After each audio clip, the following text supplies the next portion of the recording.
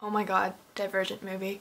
Oh my god. Oh my god. Oh my god. Okay, so Divergent movie. It's crazy. It's crazy seeing something that you really, really love, like a book you really, really love, being adapted to the big screen because you're scared. You're scared that they're gonna screw it up. You're scared that you're not gonna find what you originally fell in love with in the movie, and it's a slippery slope. So Divergent movie, let's talk about it. Okay, so first things first, when you walk into the theater and I gave them the ticket, they gave me a poster. That's awesome. Okay, I'm not too crazy about this graphic art, but I think it's really cool that they're giving you something. So naturally I got 4 of them.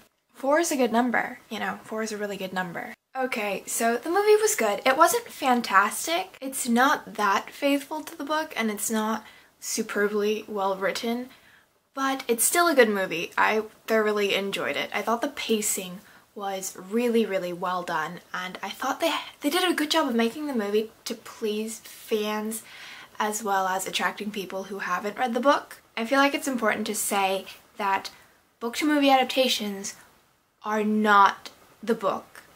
It's based on the book, it's based on the story, but it's not going to be the same. And I went into this movie knowing that. And I go into every book-to-movie adaptation knowing that. And so I'm pleased with Divergent. Just putting that out there. And for those who aren't pleased with it, because it's too different from the book, and I'm kind of directing this at my Twitter feed, not my book Twitter feed, my personal Twitter feed, because everyone I know is really upset about how they changed the plot and how Janine's hand got stabbed. No, stop that. Book-to-movie adaptations are not the book. They're not going to be the same thing, and you need to accept that. And I know this video is going to be filled with like me nitpicking at things. I'm doing this lightheartedly. I don't really mean like, oh, this movie was terrible because this and this and this. I don't really mean that. I'm just pointing out things that I would have changed if I had the ability to. Things like that. I like the movie. I like the movie. I like the movie. I like the movie. Shailene is so fantastic. I definitely plan on watching this multiple times. Okay, so Shailene isn't my Triss, but my god, she is a phenomenal actress. She is so good. There's something really compelling about the way she acts and seeing her on screen. And this isn't Shailene's fault or anything. It's the people who made the movie. But I felt like movie Triss lacked the sarcasm and regret behind book Triss. Book Triss is constantly struggling with herself and how she's not selfless enough and how selflessness relates to bravery. And book Triss is also really sarcastic. She has this like dry sense of humor, and movie Triss is just, she's very soft-spoken. Even when she's speaking out against Eric or Peter or whomever, she still sounds so mild. But god, the things Shailene can do. She made Triss into this really nice, deep, round character that wasn't at all flat. She just put a lot of depth and emotion into the character. All the awards to Shailene. So the movie opens as we kind of travel over this dilapidated Chicago, and Shailene is giving us a voiceover about the history of the world as well as the importance of the factions and how society is running, and how the choosing ceremony is also an important part of that. And I thought it was a really good idea. I thought it was really well done. It explained the world in a really understandable, comprehensive way that was good for people who haven't read the book. So anyway, we have her voiceover, and then we cut to Triss getting her hair cut from her mother, which is how the book opens as well, so that's great. And then she walks in to take her aptitude test. So, the aptitude test. Let's talk about Tori for a second here, because what the heck did they do to her character? Movie Tori is so cold and cut off and just really mean, rude almost. In the aptitude test room, they zoomed in on Tori's tattoo, and I was ready. I was ready for Triss to be like, so why did you choose the hawk? And it never came. Triss just took the aptitude test. So we've seen the dog scene in the trailers, and so that wasn't anything new, but I thought it was just a sneak peek. I thought that was just a portion of the aptitude test and that we would see it in full in the movie. But no, that's it. It's just the dog. What I so painfully noticed is that there are just lots of little changes throughout the movie. Like for example, in the aptitude test alone, instead of having the choice between cheese and a knife, it's like a slab of meat and a knife. And instead of having Janine's voice say choose, and Shailene doesn't know where it's coming from, it's just another copy of herself. And in the book, she's standing in like this room of mirrors, but she can't see her reflection in any of them, which is strange. But then in the movie, there are like a million of her. The choosing ceremony was really, really well done, I thought. I loved the way the bowls looked up on that stage. Look on Natalie and Andrew's faces when Caleb chose erudite. Ah, it hurt me. And I'm not gonna lie, I cried when Tris chose Dauntless, when her blood dropped and when her blood sizzled on the lit coals. That was so well shot. Oh my goodness. Okay, so next Tris goes to the Dauntless compound. She meets 4. All the girls in the crowd scream. Whatever. Let's go to the dinner scene. Tris asks 4 an innocent question and he responds with something along the lines of, "What makes you think you can talk to me?"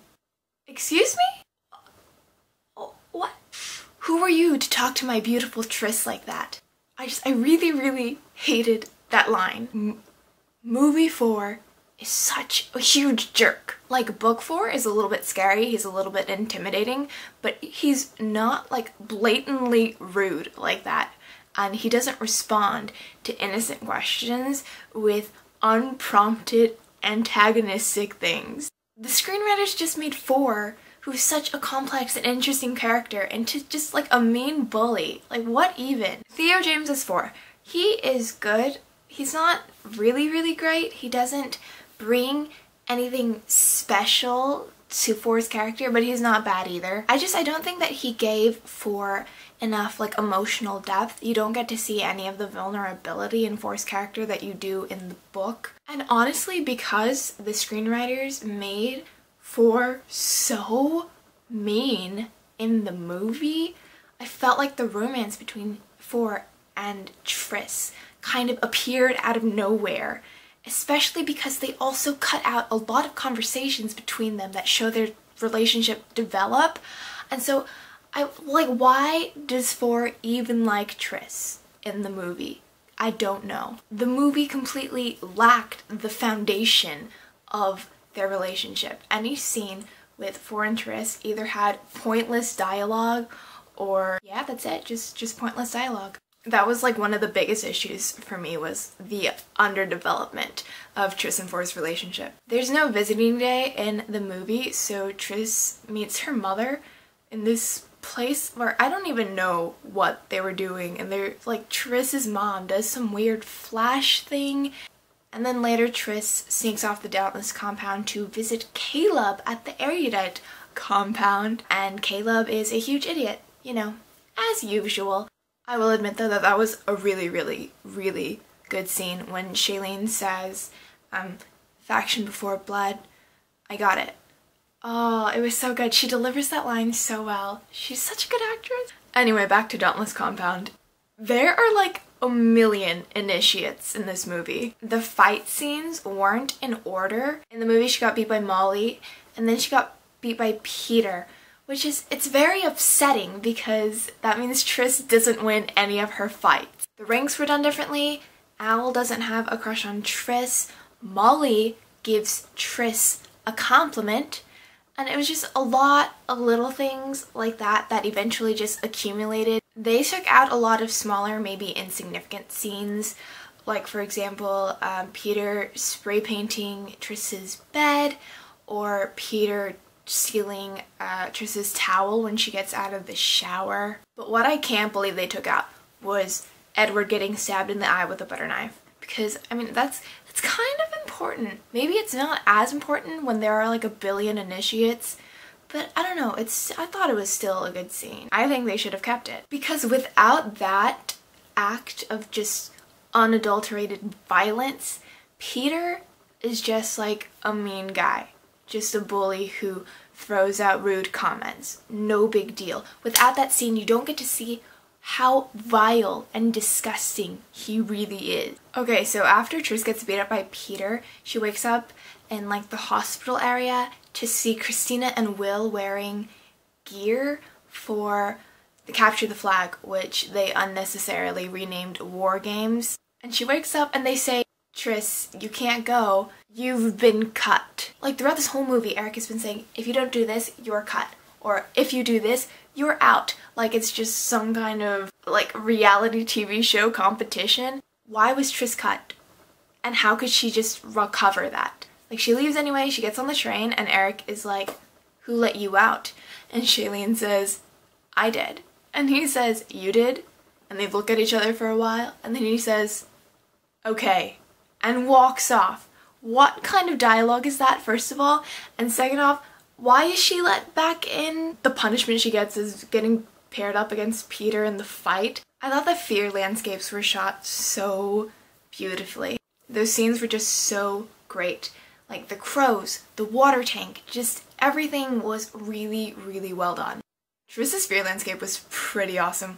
And oh my god, when everyone was watching, when she had her intimacy fear, that must have been the most embarrassing thing ever. When she woke up and it ended up actually being her last fear, oh, that was good. That was a good trick. God, the ziplining scene was so cool. I mean, it was a little bit lengthy, like almost kind of weirdly long, but it was still so gorgeously shot and so much fun, and oh my god, it looked so cool. Did you guys catch Veronica Roth's cameo? What else did I want to mention?